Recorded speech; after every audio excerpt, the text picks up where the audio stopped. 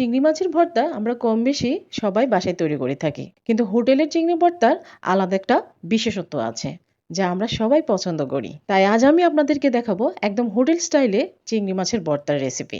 নমস্কার, আসসালামু আলাইকুম। কেমন আছেন সবাই? নিশ্চয়ই ভালো আছেন। আজ আবারও আপনাদের সামনে চলে এসেছি মজাদার একটা রেসিপি নিয়ে, চিংড়ি মাছের ভর্তা। তাহলে চলুন পুরো রেসিপিটা দেখি। প্রথমে চুলাতে প্যানটা গরম করে 2 চামচ সরিষার তেল দিয়ে দিচ্ছি। তেলটা গরম হয়ে আসলে দিয়ে দিচ্ছি 1 কাপ পেঁয়াজ কুচি। পেঁয়াজটাকে কিছুক্ষণ ভেজে নেব। পেঁয়াজের কালারটা কিছুটা চেঞ্জ হয়ে এসেছে। এখন এই পর্যায়ে দিয়ে দিচ্ছি 1 চামচ আদা কুচি এবং 1 চামচ রসুন কুচি। পেঁয়াজ, আদা, রসুন কুচিগুলো ভাজা হয়ে গেছে। এখন এগুলোকে নামিয়ে ফেলবো। এখন প্যানে আবারও দিয়ে দিচ্ছি 2 চামচের মতো তেল। এখন এই তেলে 4-5টা শুকনো মরিচ ভেজে নেব।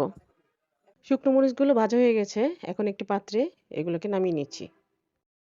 এখন প্যানে দিয়ে দিচ্ছি 1 কাপ ছোট চিংড়ি মাছ। দিয়ে দিচ্ছি 1 চিমটি লবণ। দিয়ে দিচ্ছি 1 চামচ হলুদের গুঁড়া। এখন চিংড়িগুলোকে ভালো করে ভেজে নেব। চিংড়ি মাছগুলো ভাজা হয়ে গেছে। এখন এর মধ্যে ঢেলে দিচ্ছি আগে থেকে ভেজে রাখা শুকনো মরিচ এবং আদা, রসুন, পেঁয়াজ। দিয়ে দিচ্ছি 1 চামচ লবণ। এখন আবারও সবগুলোকে ভালো করে ভেজে নেব। ভাজা হয়ে গেছে। এখন এগুলোকে ঠান্ডা করে একটা মিক্সারে নিয়ে নিব এবং ভালো করে ব্লেন্ড করে নিব। ব্লেন্ড করা হয়ে গেছে। ভর্তা আমার রেডি। এখন হাতে একটু সরিষার তেল নিয়ে ভর্তাগুলো গোল গোল করে পরিবেশন করে নিচ্ছি।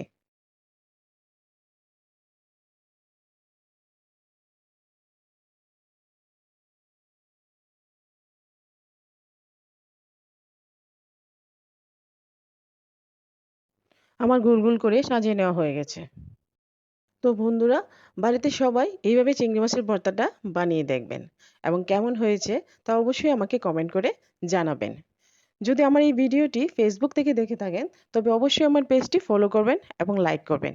আর যদি এই ভিডিওটি আপনারা ইউটিউব থেকে দেখে থাকেন তবে অবশ্যই আমার চ্যানেলটি সাবস্ক্রাইব করবেন। ভালো থাকবেন। ধন্যবাদ সবাইকে।